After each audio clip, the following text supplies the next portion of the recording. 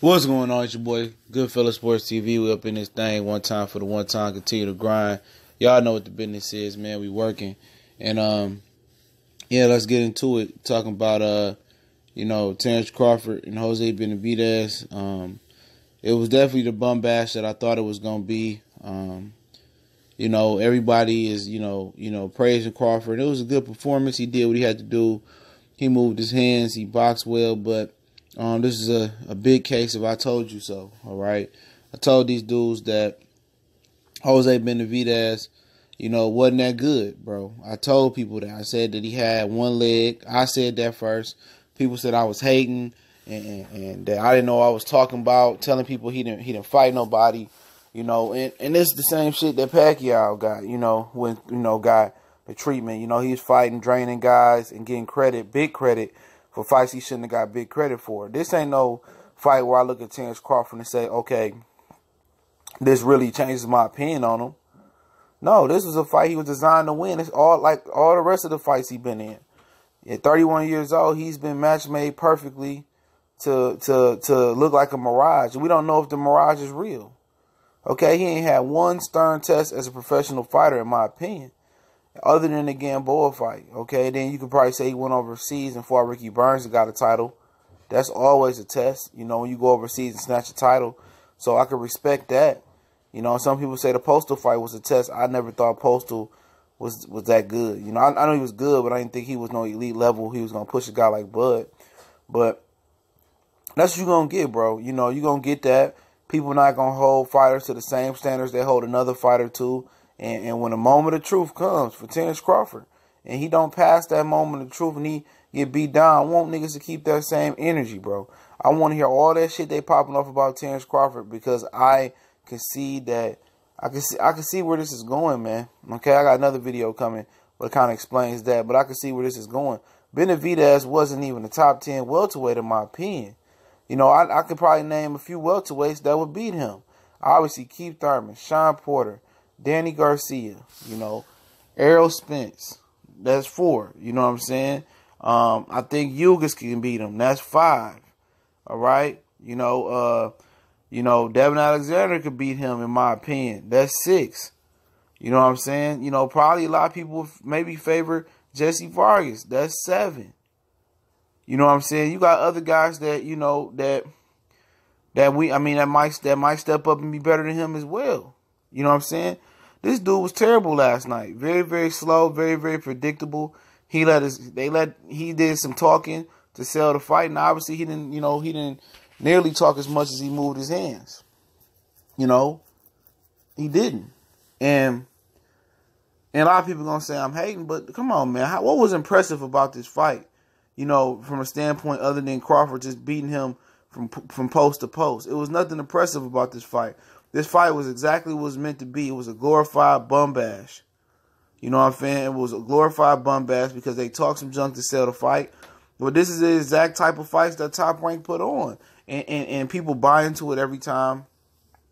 Okay? People buy into it. They overrate these fighters. And then when you put them in the fucking ring with another fighter, then they get exposed. Period. Top Rank protects their top fighters, bro. It's just a fact. Look at Gilberto Ramirez. He didn't have that title since fighting Arthur Abraham a few years ago. What stern test has he had? Who has he tried to unify with? Nobody, bro. Nobody. They get these titles at Top Rank and hold them. Lomachenko is finally about to unify at 135 with Jose Pedraza. He one of the few. Crawford did unify the 140-pound division, but who was there? Seriously, who was there that you thought was going to beat Terence Crawford? Nobody. Nobody was at that division. You know what I'm saying? Then when he left, some people start popping their heads up. That is true.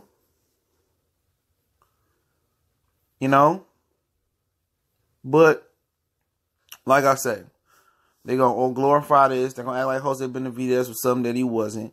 It was a glorified bum bash, like I said from the jump. And people said I was hating. People say, you don't know what you're talking about. And I want you to keep that same energy, bro. Of course, Terence Crawford, his skill, his level, his caliber skill He gonna beat guys like this every day, 10 times out of 10, 7 days a week, 24/7. He gonna just decapitate guys like this. This guy wasn't nothing, man. He done had nothing. This dude was slow and had one leg from the beginning of the fight. You could tell that he was compromised with his leg movement. This dude was served up on a platter to make Bud look good, and then you got people trying to compare Terence Crawford to Errol Spence after this fight. No, man, I don't know how you can compare a punching bag. You know, a punching bag that the sand is coming out of the bag, and it can't even be a punching bag like it wants to be a punching bag, all right? But hey, you know how it is, man. You guys know how it is. You know how they gonna spin it. They gonna try to put Crawford on that pedestal because he got a media behind him. You know, he got Bob Arum behind him. They gonna try to save this shit. They gonna try to milk it. They gonna try to act like Errol Spence and the rest of the other fighters are the ones ducking him, and that's what it is, man. They gonna spend that shit, bro. They trying to sell you this shit. They gonna end up to repack and reserve these same type of opponents. Adames one on the undercard. Don't be surprised if you get him. I don't want to go too deep because that's my next video. But watch what I say, man. I want you guys to watch how his careers move, man. Errol Spence is nowhere in sight, and I said that from the beginning. I kept my same opinion from the beginning. It ain't gonna change at all. It ain't gonna change. You know what I'm saying? My opinion gonna be my opinion. Watch the type of fighters that he fight, bro. He ain't gonna be fighting nobody you guys know. And you guys gonna follow you gonna follow the same thing, man. Like what Robinson Harris say in House Party. Follow the drip, drip, drip, drip, drip, drip. That's what you gonna do. You know, you gonna follow the same shit. They gonna get you another same type of Jose Benavidez opponent in the ring next time. You gonna build him up. Y'all gonna watch Crawford beat the hell out of him. Y'all gonna act like Crawford did something. You gonna watch him beat another one. Act like he did something. Say, look, Errol Spence ain't calling him out. Errol Spence ain't calling him out. He gonna beat another one up. And before you know it, that motherfucker gonna be 3 years deep in that contract and still ain't unified. But you guys still gonna find the protection for this election. That's what it is, man. And I was watching 7-8 reaction. He did a 2-fight reaction. Shout out to the brother 7-8 Sports. And he said it goes both ways. Earl got to call him out. Earl called him out, bro. I'm just tired of going through it, bro. Earl called him out plenty of times. He said, Bob Arum not going to give him to me. You know what I'm saying? He not telling y'all no lie, bro. And if Crawford was with another promoter, bro, and then I would give that validity. You know what I'm saying? I would give validity to the fact that you know, maybe Errol Spence is bullshitting or PBC bullshitting. But I know what Bob Arum doing, man. I'm not falling for them same tricks. He not about to, you know, put Terence Crawford in there after he just signed him to a new contract. And he getting $3.5 million minimum. You know, and it's only his second fight at 147. That wouldn't even be smart business, man. You gonna feed him to Errol Spence right now, a guy that's been acclimated to 147, a guy I believe that came down in weight to 147. And for what? Let Crawford build his strength up. Let him build his skills up. Let him sharpen his skills versus some of the fighters they got over there, which is not gonna be a big threat because none of the top fighters are over there. You know what? I think Collazo would have beat the hell out of Jose Benavidez last night. You know what I'm saying? So if Errol Spence do fight Collazo, I don't want to hear, oh, Collazo a bum. No, call Jose Benavidez a bum. That's what he was last night. He was a bum. And when I say bum, I mean not so good. So don't come and tell me that how Carlos Ocampo, who was a mandatory, because this was a voluntary, okay? This was a voluntary. This is what Top Rank picked out for Terence Crawford to fight, an in-house voluntary. You know what I'm saying? This is who he fought. So if Errol Spence do fight Collazo, I don't want to hear Collazo, oh, this and that. Jose Benavidez is terrible. He had never accomplished what Luis Collazo accomplished in his career. If Errol Spence fight Berto, Alexander, Vargas, all them dudes is Josito Lopez. All them dudes is better than Jose Benavidez. So I hope you dudes keep that same energy and keep it 100% and keep it 100. I don't know why people glorifying this overmatched bum bash. I told you guys from the beginning it was a bum bash of a fight. Jose Benavidez wasn't that good. I told people that from the jump start. But I'm hating though, man. I'm hating. You seen it with your own 2 eyes. And then Terence Crawford didn't even blow him out like he was supposed to. He could have smoked him. I think he was carrying him to drag the show on. I do think he carried Jose Benavidez. And Benavidez said he didn't feel his punches. I don't believe that.